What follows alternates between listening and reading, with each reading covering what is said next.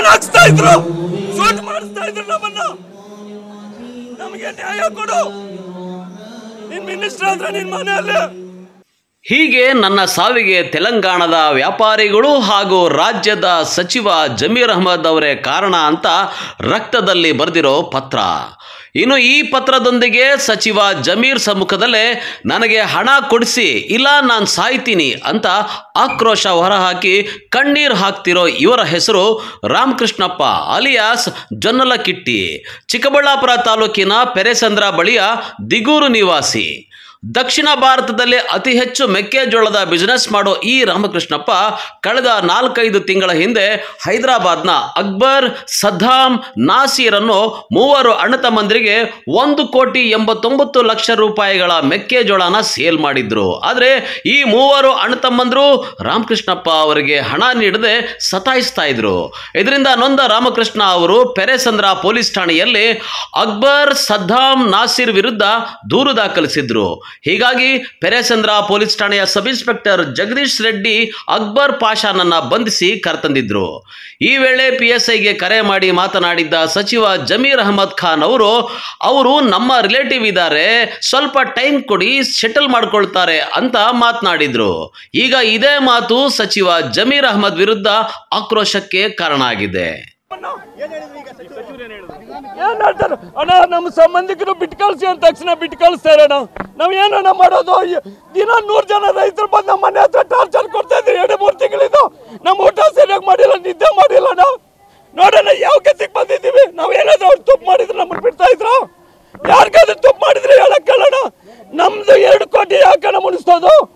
ಕಳ್ಳರ ಸಪೋರ್ಟ್ ಮಾಡೋದು, ಅವರು ಕಳ್ಳರಿಗೆ ಸಪೋರ್ಟ್ ಮಾಡೋದು. ನಾನು ಕಾಂಗ್ರೆಸ್ ಕಾರ್ಯಕರ್ತ, ನನ್ನ ಲೈಫೆಲ್ಲ ದುಡ್ದಿದ್ದೀನಿ.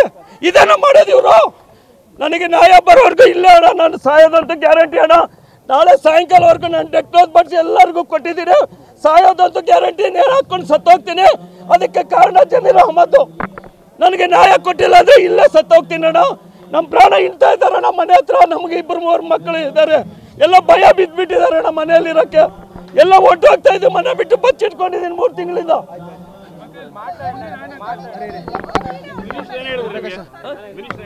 ಏನ್ ಹೇಳ್ತಾರೆ? ನಾನು ಮಾಡಿ ವಿಡಿಯೋದಲ್ಲಿ ಮಾತಾಡಿದ್ ಕೇಳಿಸ್ತೀರ ಅಂತಾರೆ. ನಾನು ಅವ್ರು ಬಂದಿದ್ದು ಕರ್ನೂಲ್ವರೆಗೂ ದುಡ್ಡು ತಗೊಂಡು ಬಂದಿದ್ರಣ್ಣ. ನಾನೇನೋ ಪೊಲೀಸ್ ಅವ್ರು ಕೇಳ್ಕೊಂಡು ನನ್ಗೆ ಸಹಾಯ ಮಾಡಿ ಅಂತ ಹೇಳ್ಕೊಂಡು ಬಂದು ಏನೋ ಏನೋ ಸಹಾಯ ಮಾಡ್ಕೊಳ್ತಾ ಇದ್ವಣ್ಣ.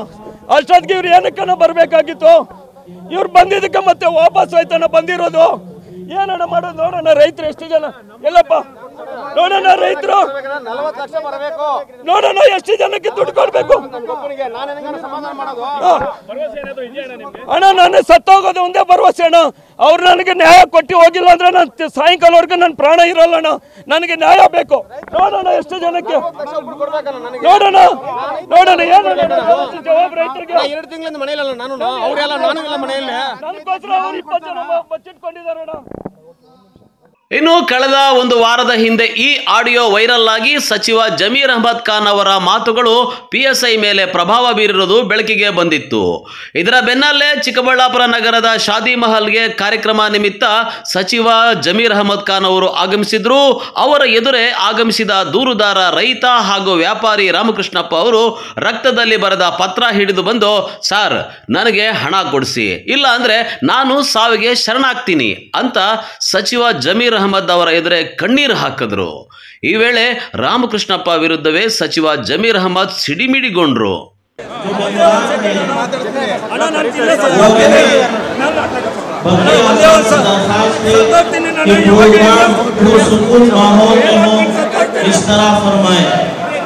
प्रोग्राम के माहौल को ना बिगाड़े, प्रोग्राम के माहौल को ना बिगाड़े.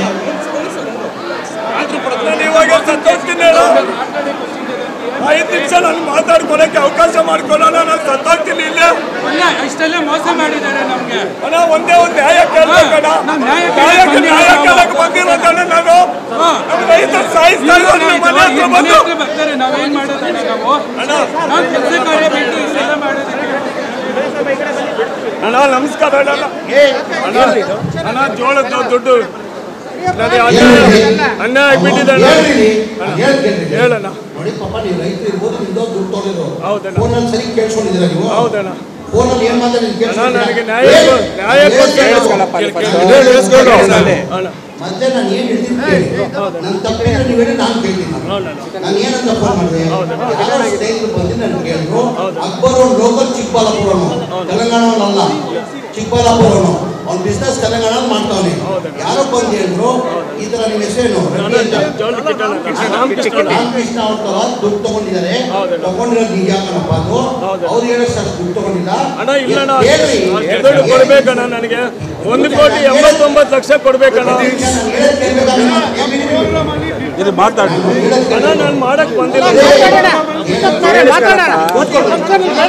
ಒಂದು ನಿಮಿಷ, ಒಂದೇ ಒಂದು ನಿಮಿಷ. ಈಗ ನಾನು ಏನಂತ ಹೇಳಿದ್ದೀನಿ ನಾವು ಕೇಳಿಸ್ಕೊಂಡು ಅಣ್ಣ ನಂಗೆ ಸಹಾಯ ಮಾಡ್ಕೊಂಡು ನಾನು ಸತ್ತೋಗ್ತಾ ಇದ್ದೀನಿ ಅಣ್ಣ. ಡೆತ್ ನೋಟ್ ಬರ್ಕೊಂಡು ಬಂದಿದ್ದೀನಿ ಅಣ್ಣ. ನಾನು ಸತ್ತೋಗ್ತೀನಿ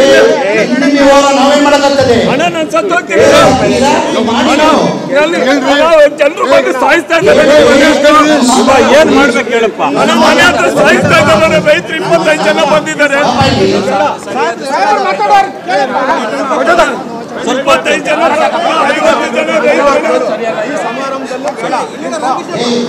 50 ಜನ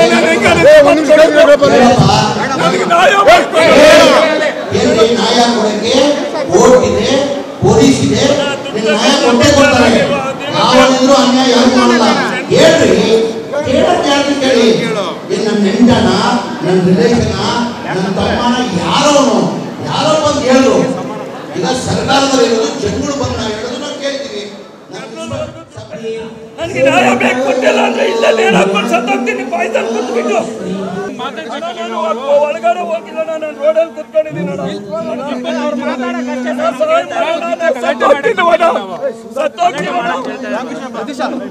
ಸತ್ತೋಗ್ತೀನಿ, ನನಗೆ ಅನ್ಯಾಯ ಆಗಿದೆ.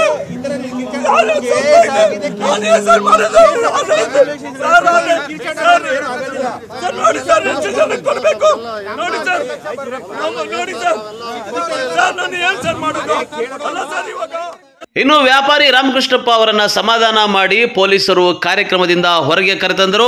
ಕಾರ್ಯಕ್ರಮ ಮುಗಿದ ನಂತರ ಈ ಬಗ್ಗೆ ಮಾತನಾಡಿದ ಜಮೀರ್ ಅಹಮದ್ ಅವರು ಘಟನೆಯ ಬಗ್ಗೆ ಸ್ಪಷ್ಟನೆ ನೀಡಿ, ನಾನು ರೈತರಿಗೆ ಅನ್ಯಾಯ ಆಗೋಕೆ ಬಿಡೋದಿಲ್ಲ. ನಾಳೆಯೇ ತೆಲಂಗಾಣದ ಉದ್ಯಮಿ ಅಕ್ಬರ್ನನ್ನ ಕರೆಸಿ ಅವರಿಗೆ ಹಣ ಸೆಟಲ್ಮೆಂಟ್ ಮಾಡಿಕೊಳ್ಳುವಂತೆ ಹೇಳುತ್ತೇನೆ ಅಂತ ಹೇಳಿ ಚಿಕ್ಕಬಳ್ಳಾಪುರದಿಂದ ಹೊರಟರು. ರಾಮಕೃಷ್ಣ ಅಂತ ಯಾರೋ ಬಂದಿದ್ರು ರೈತರ ಕಡೆಯವರು, ಅವ್ರಿಗೆ ನೇರವಾಗಿ ನಾನು ಕೇಳಿದೆ, ನಾನು ಏನ್ರಿ ಮಾತಾಡಿದೆ. ಈಗ ನಾವು ಸರ್ಕಾರದಲ್ಲಿ ಮಂತ್ರಿ ಇದ್ದೀನಿ, ಯಾರನ್ನ ಏನಾಗ್ತದೆ ಸಹಾಯ ಮಾಡಿ ಅಂತ ನಮ್ಮ ತಾವು ಬರ್ತಾರೆ.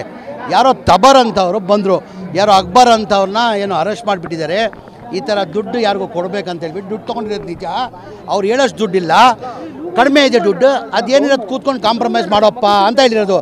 ನಾನು ಅವ್ರನ್ನ ಬಿಟ್ಬಿಡಿ, ಇಲ್ಲಿಗಲ್ ಆಗಿಬಿಡಿ, ದುಡ್ಡು ತೊಗೊಂಡ್ಬಾರ್ದು ಅಂತ ಏನಾರು ಹೇಳಿದ್ದೀನಿ. ಫೋನಲ್ಲಿ ಏನು ಹೇಳಿದ್ದೀನಿ ನಾನು, ನೋಡ್ರಿ ಯಾರೋ ಅಕ್ಬರ್ ಅಂತ ಇದ್ದಾರಂತ ಅರೆಸ್ಟ್ ಮಾಡ್ಕೊಂಡು ಬಂದಿರಂತೆಲ್ಲ, ಅವ್ನು ದುಡ್ಡು ತೊಗೊಂಡಿರೋದು ನಿಜ. ಅದು ಅವ್ನು ಕೂತ್ಕೊಂಡು ಅಷ್ಟಿಲ್ಲ, ಅವ್ರು ಹೇಳೋಷ್ಟು ಅಷ್ಟಿಲ್ಲ ದುಡ್ಡು, ಕಡಿಮೆ ತೊಗೊಂಡಿದ್ದಾರೆ ಅಂತ ಕೂತ್ಕೊಂಡು ರಾಜಿ ಮಾಡಿ ಸೆಟಲ್ ಮಾಡ್ರಿ ಅಂತ ಹೇಳಿದ್ದೀನಿ. ತಪ್ಪೇನಿದೆ ಅದು, ತಪ್ಪೇನಿದೆ. ಆಮೇಲೆ ಅಕ್ಬರೂ ಲೋಕಲ್, ಅವ್ನು ಚಿಕ್ಕಬಳ್ಳಾಪುರವನೇ, ಅಕ್ಬರ್ ಮೂಲತಃ ಅವನು ಚಿಕ್ಕಬಳ್ಳಾಪುರವೇ.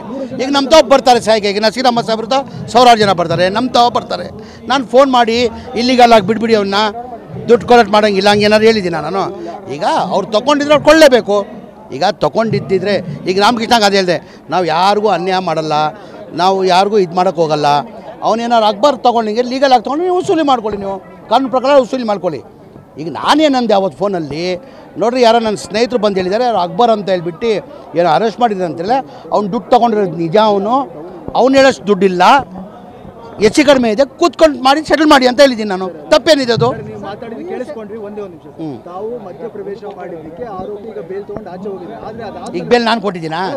ಈಗ ಅರೆಸ್ಟ್ ಮಾಡಿದ್ದಾರೆ, 10 ದಿನ ಕಸ್ಟಡಿಯಲ್ಲಿದ್ದಂತೆ. ಒಂದು ನಿಮಿಷ ಗುರುಗಳೇ, ಈಗ ನಾನು ಹೇಳಿದ ತಕ್ಷಣ ಅವ್ನು ಬಿಟ್ಬಿಟ್ರಾ? ಈಗ ಅವನು 10 ದಿನ ಸ್ಟೇಷನಲ್ಲಿದ್ದ, ಕೋರ್ಟಿಗೆ ಹೋದ, ಕೋರ್ಟಿಂದ ಬೇಲ್ ತೊಗೊಂಡ, ಬೇಲ್ ತೊಗೊಂಡು ಆಚೆ ಬಂದಿರೋದು. ಈಗ ಬೇಲ್ ಕೊಟ್ಟಿರೋದು ಯಾರು? ನ್ಯಾಯಾಲಯ ಕೊಟ್ಟಿರೋದು. ವ್ಯಕ್ತಿ ಮಾತಾಡ್ತಿರುವಂತ ಮಾತೇನು ಗೊತ್ತಾ ಸರ್, ನಾನು 2 ಕೋಟಿ ನಾನು ಅವ್ರಿಗೆ ಕೊಡಬೇಕು, ನಾನು ಜೈಲಿಗೆ ಹಾಕ್ಸಿ ನಾನು ಕೊಡಲ್ಲ, ಈಗ ಏನು ಮಾಡ್ಕೊಂಡು ಈಗ ಅವ್ರದ್ದು ವ್ಯವಹಾರ ನಾನೇನು ಮಾಡೋಕ್ಕಾಗ್ತದೆ ಸರ್? ಈಗ ನಂತರ ಸಹಾಯಕ್ಕೆ ಬಂದಿದ್ರು, ಈಗ ನೀನು ಬರ್ತೀಯಾ ಬ್ರದರ್, ಯಾರಿಗಣ್ಣ ನೀನು ಕರ್ಕೊಂಡು ಬರ್ತೀಯಾ? ಸರ್ ನಮ್ಮವ್ರಿಗೆ ಅನ್ಯಾಯ ಆಗಿದೆ, ಸ್ವಲ್ಪ ಹೇಳಿ ಸರ್, ನಾನು ಹೇಳಲ್ಲ ಅಂತ ಹೇಳೋಕ್ಕಾಗ್ತದ? ನಾವು ಸರ್ಕಾರ